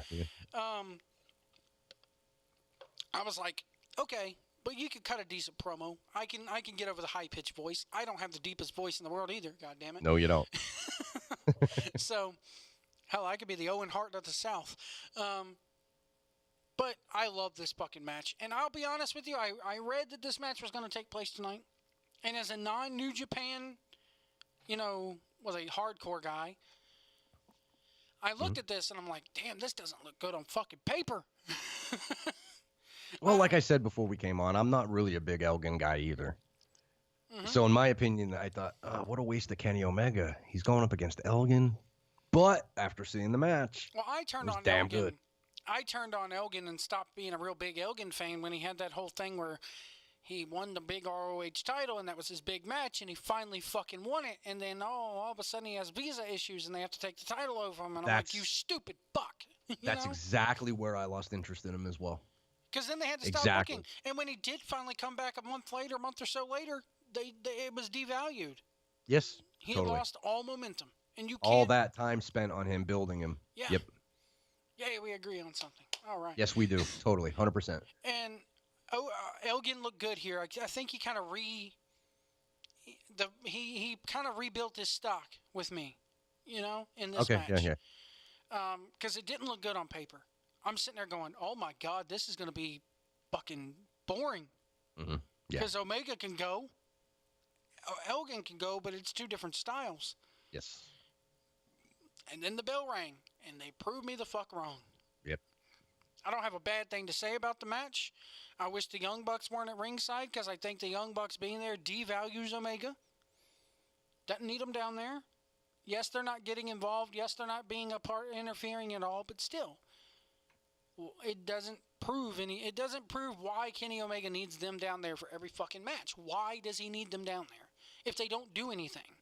You know why? You know? I'm going to tell you why. Was it the ducks fly together analogy? I mean, come on. If this was WWE, we would say this, Joe. You know we would say this. If the entire Bullet Club was in the WWE and Kenny and the Bucks were out on YouTube doing their Elite and all that shit, we would be going, why the hell are the Bucks never with him? That's True. it. Yeah, that's why they're always there. One or two times is fine, but every fucking match you have? Yes. You have to now. You have to. Yeah, it's gotten to the point where now it would distract if they didn't. You're right. If they didn't come down there, people would be like, where the fuck are the Bucks? Exactly. Or they'd be like, oh, we get it. The Bucks are going to run in halfway down, you know, or halfway through. Right. I think it's better to have them out there just because of that. Because people will be expecting them to run out. I would love it if they'd been like, you know, the Bucks are banned from ringside, and that's finally the time where Omega fucking wins it. Mm-hmm. And then the next night, the next show, Omega comes out there and goes, I did it on my own. I didn't need anybody. And that's when they turn on Omega. Let's finish this. Let's finish out the card here because we need to talk about that. Me and you are on the same wavelength, I think, with that one. They're totally... You know, bro, I think Russo may have some influence in Japan, bro. Anyway. Bro. I love this fucking match. I love the fact that he tried to hit the one-winged angel on Omega, but he couldn't get that big son of a bitch up for it. And Omega just kept getting out of it. Omega, big three knee. He finally nailed the one-winged angel and scored that pin. Storytelling at its finest, folks. This was like, this reminded me of John Cena versus Big Show in WWE. I know, oh my God, he's comparing New Japan to WWE. It's the same story. Story-wise, yeah, you're Can right. he get this Story-wise. big some bitch up? Yep. And he yep. did, and it told a fantastic story. And the title thing was a backdrop. At times, I forgot that this was even for that damn spot in the tournament. Yep. You know, it was so good. Now here's a serious question, Joe. After seeing that match, and after seeing Omega versus Okada, the two of them, both matches, where is Kenny Omega right now in the grand scheme of wrestling? Is he the best? Seriously, it's a legit question. Legit question. Okada's the best in the world. Okay, I'll let you have that. No doubt about it. Omega, number 2. Wow. I can't believe you just said that. AJ Styles, number 3. Okay. That's what it is for me. Trevor Lee, number 4. Anyway. All right, we'll keep your top 3. That's a good top 3. My top 3. Trevor Lee. You're it's been a while. Prick. Anyway. Thoughts on Omega and Elgin? You said it perfectly. Story, One Wing Angel, 1, 2, 3. It's Kenny Omega, man. He's Enough the man. to where I want to see these two again. These two better face each other in the G1. Are they? Well, Omega's not in the G1, is he? I guess it depends what we do here with this U.S. belt. See, I don't know what to say because I don't know what they're planning on doing with this belt. Well, could the U.S. champion be in the G1? Maybe. I don't know. Let's check on the G1 here and see if Omega's in it. See what they have announced for it, if anything. Well, they got to have something announced. The damn thing starts, next week? So he won it last year. Mm-hmm. The last person... Yeah, that's it. That's how he got the shot. That's where his story began, his push. Yeah, last person to win it back-to-back was Tenzan. Hiroshi Tenzan in 03 and 04. Okay. Fucking Chono won it in 05. That's beautiful. It was crazy. Look at this. 2002, Chono. 03 and 04, Tenzan. 2005, Chono. 06, Tenzan. Tanahashi in 07. Togi Makabe in 09.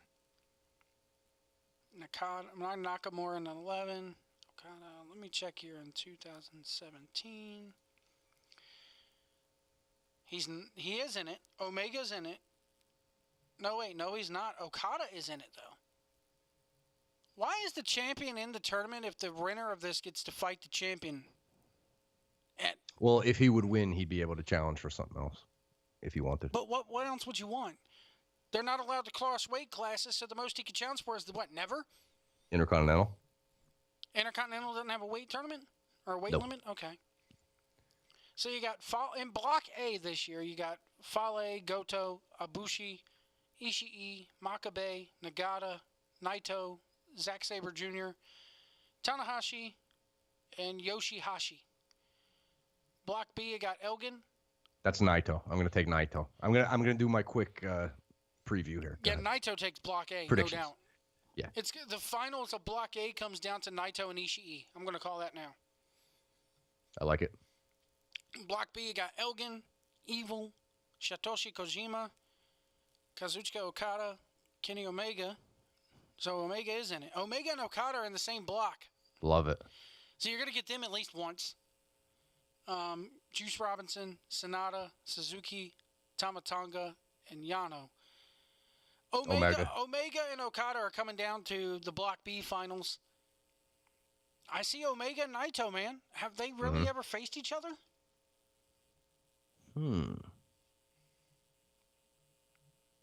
Not in my memory bank. I want to see it. I want to see that. But going back to this match here, I can't find a bad thing to say about it. No. It's not a 5-star match by any means, those two, but right. 4.5. Somebody put on Twitter tonight. Is Dave Meltzer grading this on a curve? Does everybody start off with a star and a half since it's in the U.S. and not in New Japan, not in Japan? That's funny. I like it. That's funny. Any other thoughts on Omega and Elgin? No, but thanks for asking. Do you have any thoughts to begin with on these guys? Go to the main event. Go ahead. In your main event, IWGP champion Kazuchika Okada took on ROH champion Cody Rhodes. Big entrance for Cody with a bunch of guys dressed as former American presidents. Did not get it. They had a guy He's the American Nightmare. Yeah, but okay. It's a stretch, I know, but I think that's what they were going for. They had Clinton, Obama, and one of them was Bush. They didn't have a Trump mask on stage, you notice, because that would be, we can't push political boundaries. We don't want to offend anybody. I think it would be more of an American nightmare if you had all Trump masks on the fucking stage. How about pushing the envelope a little bit in 2017? I like that. That'd be a good idea. We can't have everybody get, dude, Japan will never be back here again. They pissed off America with having Trump on their TV. Meh. Forget that.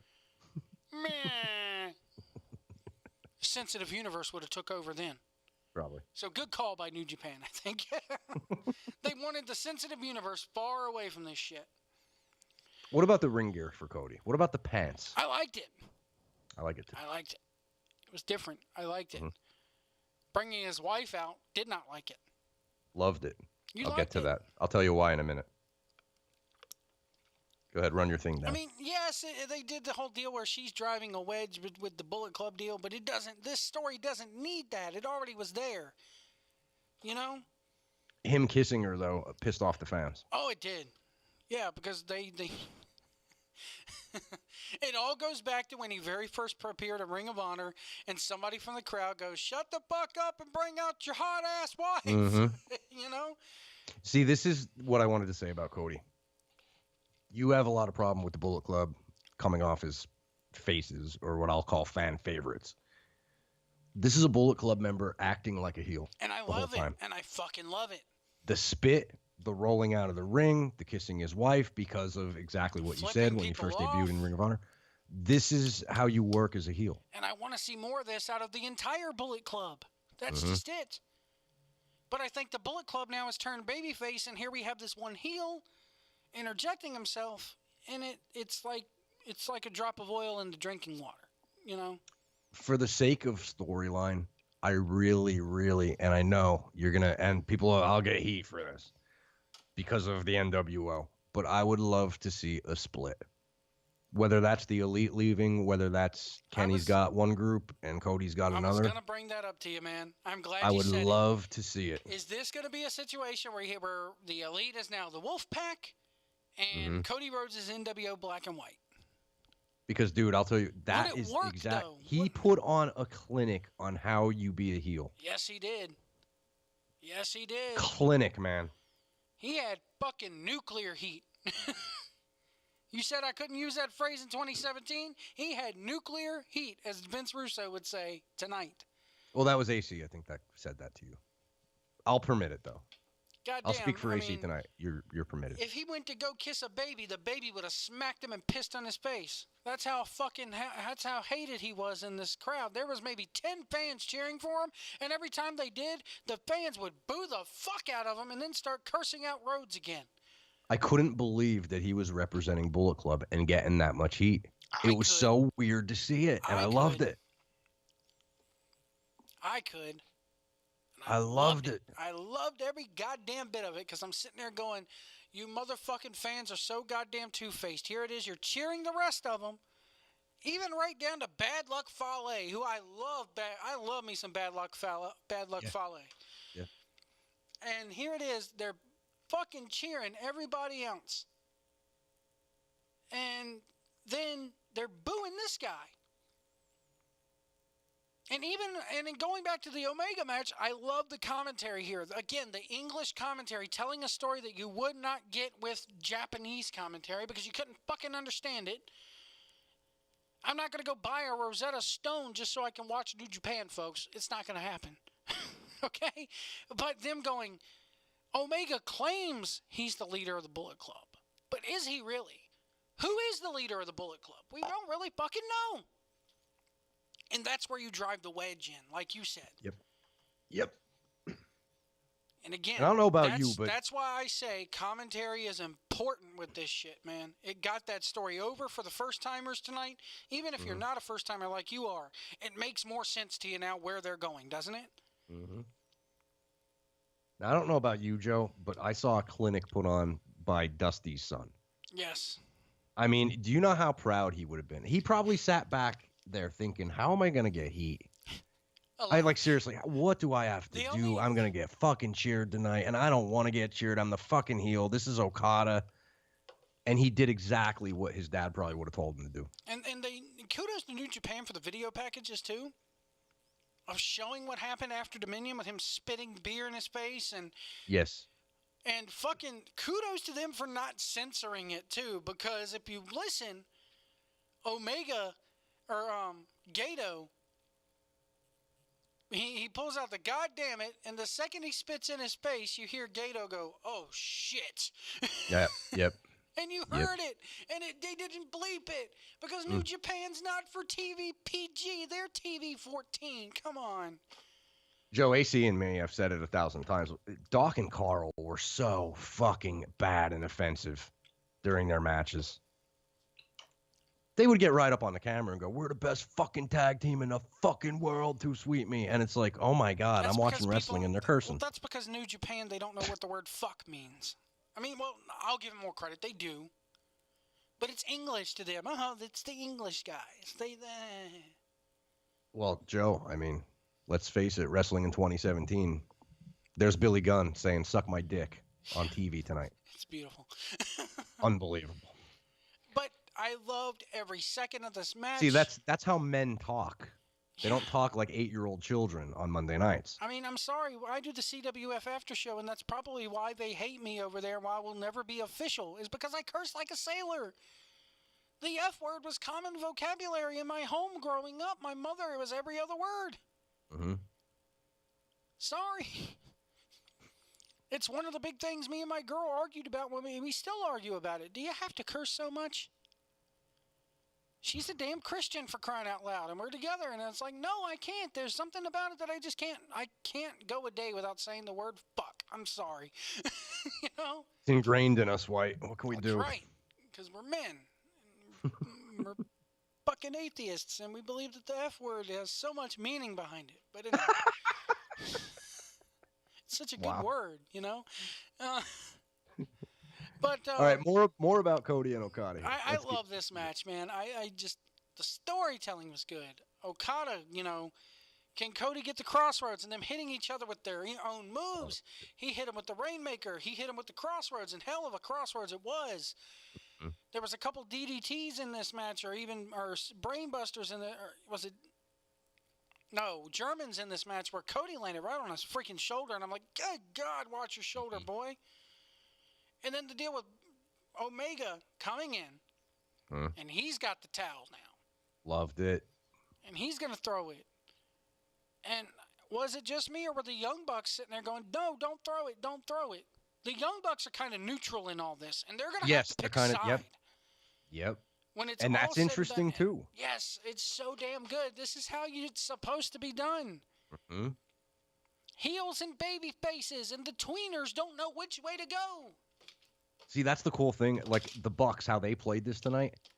Normally, you would think they'd be going, "Throw it, Kenny! Throw the son of a throw it!" But they weren't. They were like, "No, wait! He's gonna get out of this."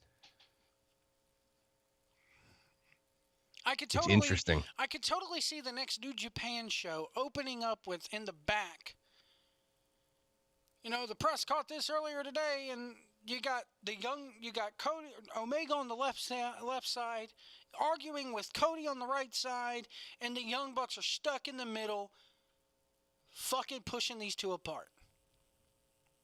Or trying to hold these two apart.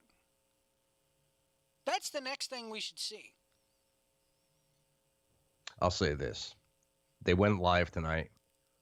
What better way than to bring the people back? Because they're going to know that it's going to get spoiled tomorrow at the taping, right? Mm-hmm. Better way than to split them up.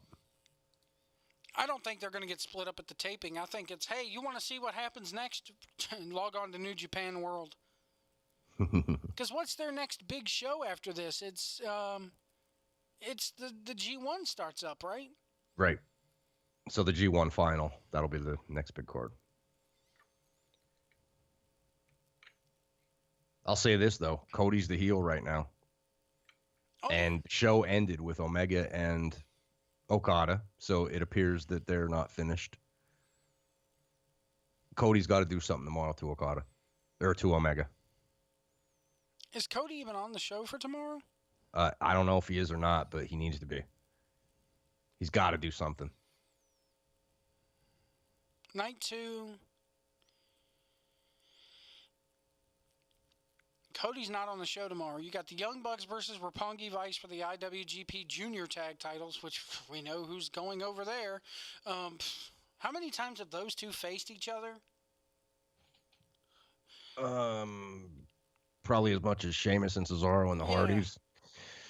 Tanahashi versus Billy Gunn for the Intercontinental title. And then you got Omega versus Lethal.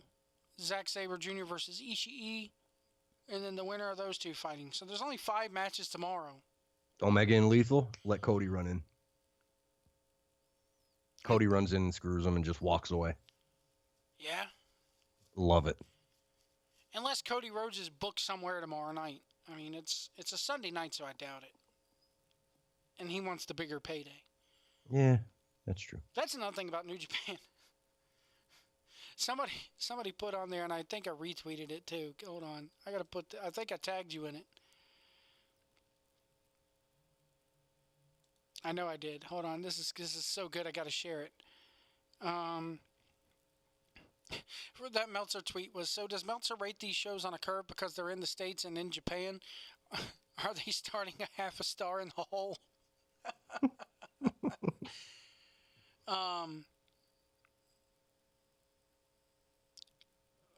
Fuck. Where was it? I tagged you in it. I know I did. I love how the Bullet Club took a picture before it on June 30th. The Young Bucks tweeted it out and blew it, and it was like a kissing emoji, and they put at CM Punk.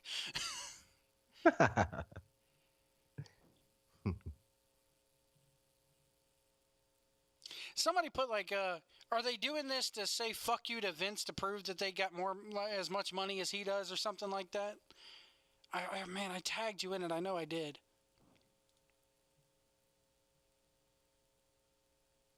I think I did.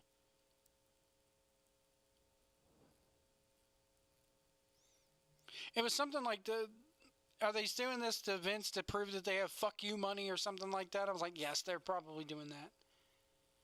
I thought they could have had more pyro and shit on the show, but they're at a convention center, not an arena. But anyway, I love the Okada versus Rhodes match. It was a real heel shit. Them arguing with Brandy Rhodes after the match was freaking good, so good. Because she's like, what are you doing down here? He wanted to do it all on his own. That's another thing that you could play into this. Omega's always got the Young Bucks down there. Brandy Rhodes wasn't sniffing around at ringside like the Bucks always do. She's sitting in the crowd, not getting involved at all. He wanted to go out there and do it on his own without him. Because why didn't you drag us out there with you? Thought we were supposed to stick together, you know? And yes, for those people going, they're part of the elite. The Young Bucks aren't supposed to. No, yes, but they're still the Bullet Club, and they could still go out there with them. I'm telling you, the elite are becoming a faction of their own. I totally see you're right. They have to. My thing is, the other members of Bullet Club, like Chase Owens, what's the other young guy that just joined them? Skrull, Marty Skrull. Marty Skrull, which I love Marty Skrull tonight. They're selling those goddamn umbrellas for $35 a piece. You know people are going to buy them. You're probably going to get one right out there and go film a Singing in the Rain video. I know you. Do you think that would get over on YouTube if I did that? It would. Maybe worth it. We're singing in the rain. Bullet Club. Singing in the rain. Too sweet. Singing in the rain. That could work. It would work. I'll get on it. You out there in your New Japan hoodie with your Bullet Club umbrella. Should I go with the Bullet Club t-shirt too, or is that too much? Oh, that's too much. Okay. Unless it's the Tekken 7 Bullet Club shirt, which I Nah, want it's one just of those. the old official. I want one of those. Where is this members? Their Wikipedia page is crazy. Members, current members. God damn, this is a lot. Let me see if I can do it. Go ahead, you do it. How many are there? 11. 11. All right. Omega Cody. Are Nick and Matt too, or do I say the Bucks? Oh, yeah, they're listed separately here. Okay. You got Fale. You got Tamatanga. Tongaroa. We got Skrull. Chase Owens. And I'm missing 2. Takahashi. Mm-hmm. And... oh, shit, I'm missing one. Wait, who am I missing? Well, hold on here.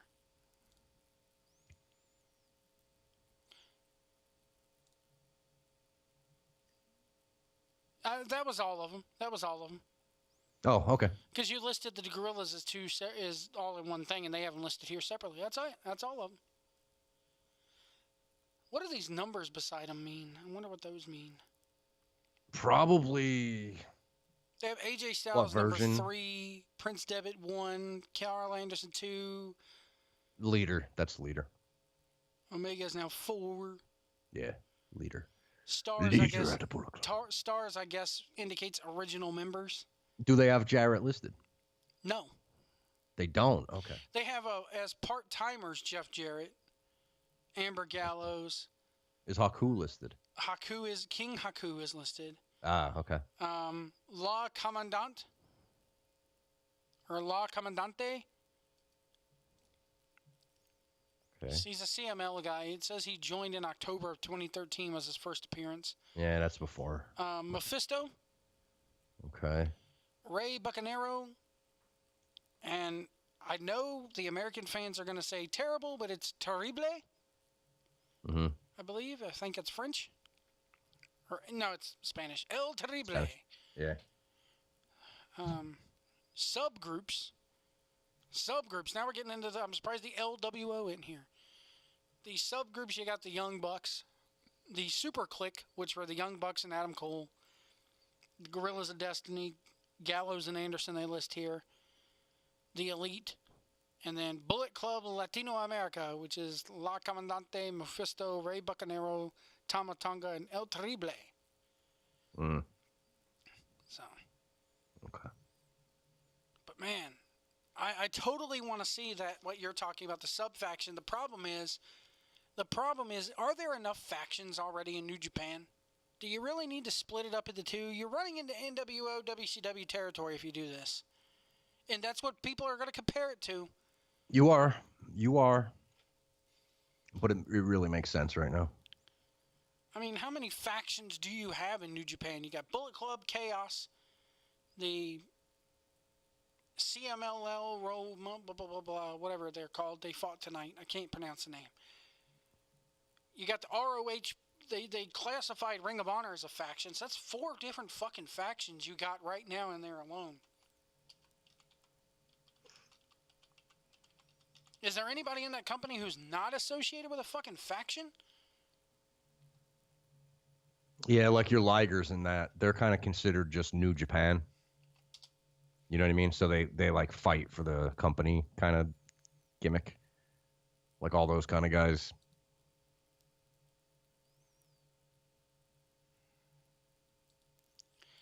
I mean, you got Zakuzi Gun.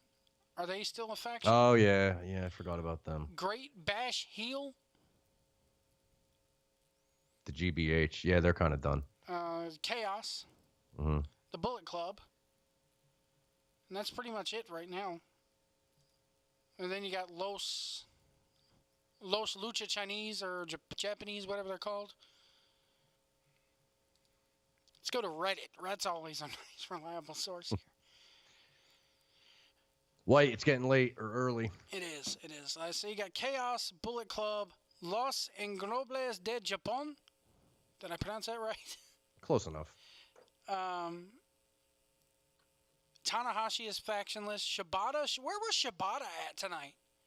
Shibata is like dead from that headbutt, bro. Really? Yeah, they don't know if he's like ever gonna wrestle again. Kushida, Elgin, Yoshitatsu, and they don't consider Great Bash heel Makabe and Hanma. Yeah. They don't consider them really. They're like a tag team. It's like the Guerrillas of Destiny being listed. They have a name, but they're just a tag team. You know what I mean?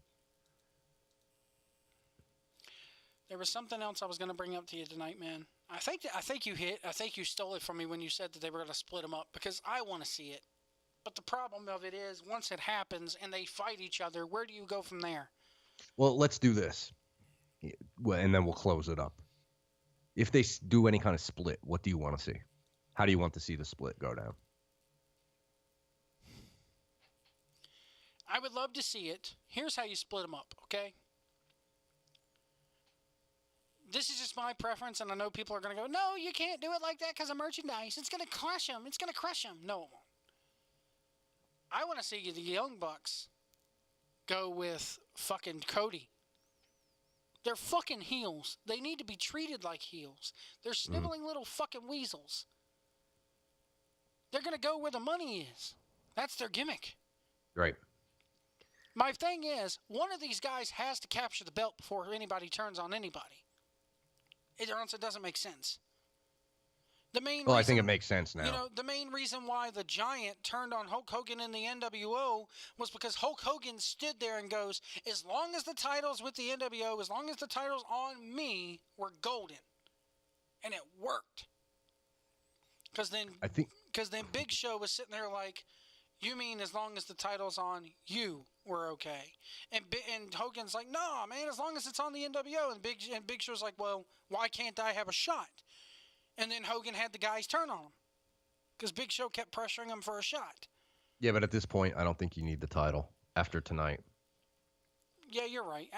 It's kind of clear that there's a problem. You know what I think I would do? I'd like to see as the next chapter in this story, have the Guerrillas of Destiny come out somehow supporting Cody Rhodes. Have them be the Young Bucks to the Ying to the To Yang. the Cody, yes. And maybe you can even cash in on the fact that they're all second generation. And they're all American. Because at this point, you know, Kenny Omega even said in an interview I watched today, you know, and somebody pointed out too, this is his first match since 2016 or 2015. February of 2015, I think it was. Mm-hmm. This is his first match since then in the States. So he's pretty much Japanese now. They've adapted him. Right. He's one of them. Right. Cody's not one of them. Cody gets booed no matter where the fuck he goes, man. Cody Rhodes. Yeah, I wouldn't. You know what? I wouldn't mind seeing that. Seeing the Guerrillas play the role of the Bucks for Cody. So Cody would be like, now what? And then you could just start building it, split it up. If that's what they're going to do. It still would be a much better story, I think, as if they're sitting in the middle of the ring and they're holding them apart in the back. Then they cut away and they have their matches or whatever, and everything's cool. You think everything's okay. And then all of a sudden they're in the back doing it again because somebody is interfering in a match. You know, like let's say Cody comes out and interferes. And then all of a sudden now they're holding each other back in the ring. They're separated. The Bucks don't know where to go, and all of a sudden they rear back and they super kick Omega. It would be. Yeah, it would send shockwaves, man. Seriously. The Elite. That would break hearts. The Elite have broken up. Oh, God. That would be the biggest, oh, God, Bullet Club moment ever. And it would still draw. The Young Bucks are going to fucking... Here's the thing. The Young Bucks have proven no matter whether they're heels, baby faces, tweeners, whether, like I said, whether they're out there killing puppies in the ring, as long as those puppies are wearing Elite sweaters, it don't matter. Mm-hmm. Their move is called the Meltzer Driver, for crying out loud. 5 stars. What if Gato swerves us and the Bucks assume leadership role and boot the both of them? Kenny and Cody. I would love to see that. Can you imagine that? Dude, how many quote unquote leaders have we seen come and go? And who's the constant there? Them. It's the Bucks. Yep. I'll take that. I'd like to see that. That'd be interesting. That make them the ultimate heels. Fuck both of you. We're the goddamn glue that holds this thing together. We're the goddamn money here. Without us, you're nothing. Without us, there is no Elite. Without us, there is no merchandise. Without us, we're not the #1 selling T-shirt on ProWrestlingTees.com. Mm-hmm.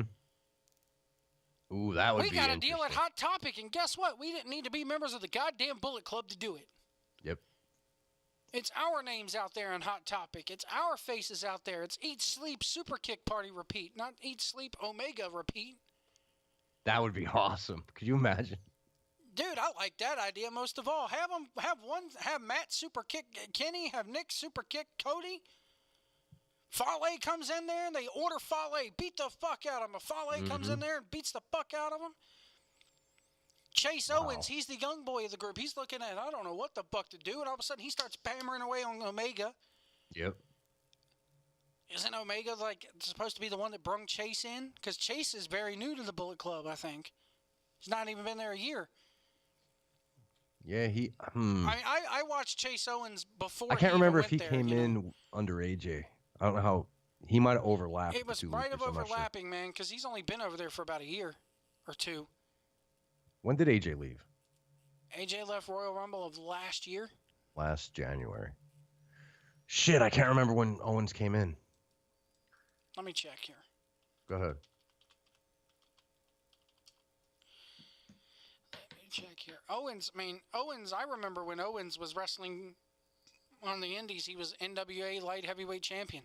Yeah, he came in, Bruce Tharp was on one of the shows, and he had Owens defend that belt, and he came in October 23rd of last year, so he hasn't even been in there a year yet. Was Rob Conway their champ at one time? What, the NWA champion? Yes. Yeah. I think he still is here. Let me see when he lost it here. Technically, he might be still.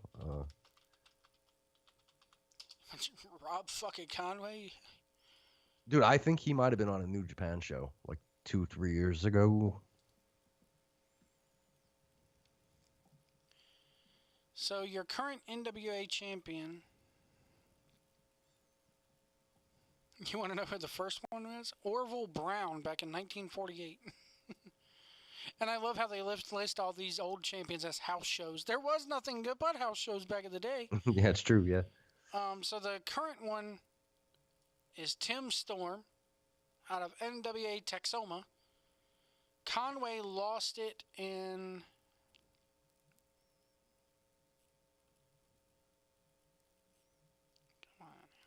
Conway lost it in February 14th, 2015. Owens appeared. 2015. Yeah. So Owens appeared later that same year. I think. So. Well, anyway. Tenzan took it off of Conway. Hiroshi Tenzan took it off Conway. But I would love to see. How about the Young Bucks become the fucking leader? How about they grow the fuck up? That'd be cool. It'd be cool to see. It would advance their character. At least I would care about them a little bit instead of them being fucking obnoxious little kids. We're sick of being obnoxious little fucking kids who gain no respect in this business. How about we fucking graduate up a little bit and earn our respect, take our spot in the business. Be awesome. Light our own torch in the business. Mm-hmm. As UNAC said, they're DIYers. How about they do it themselves? Fuck. Mm-hmm. I could totally see it happening. I would cheer the Young Bucks if that happened. If that happened. Oh, we had a good creative meeting tonight. Yeah, we did. Good creative meeting there. I hope Gato is listening to this. How aren't we working anywhere, White? That's my question. Stutz isn't giving us the book anytime soon. Unfortunately, no. I wouldn't want him to. No. Anyway, we're going to get out of here. I totally messed that up, White. Yeah, you know that. Dude, I'll be honest with you. I've tried to play that Total Extreme Warfare game so many times. When it comes down to sitting down and booking this and looking at the direction of it, it's hard work. It's hard to do it in a video game. It's even hard just to put it together. Yep, in a good order. Yes. Yeah, I can imagine fucking not having to do it and fight with the actual personalities, not just a text box popping up in your face going, I don't want to work with him. Exactly. Yep. That ain't good for me, brother. You know? Right. Anyway. We're getting out of here, folks. I got to take a shower and get ready for a drive to Myrtle Beach. Awesome. Enjoy. Yeah, 6 hours. Woohoo. Enjoy. Anyway, folks, thank you guys so much for watching and listening. Hit that like button. Hit that subscribe button. Be sure to follow us on Twitter at 1650PWAM. Our individual Twitters are on your screen. And we'll see you down the road.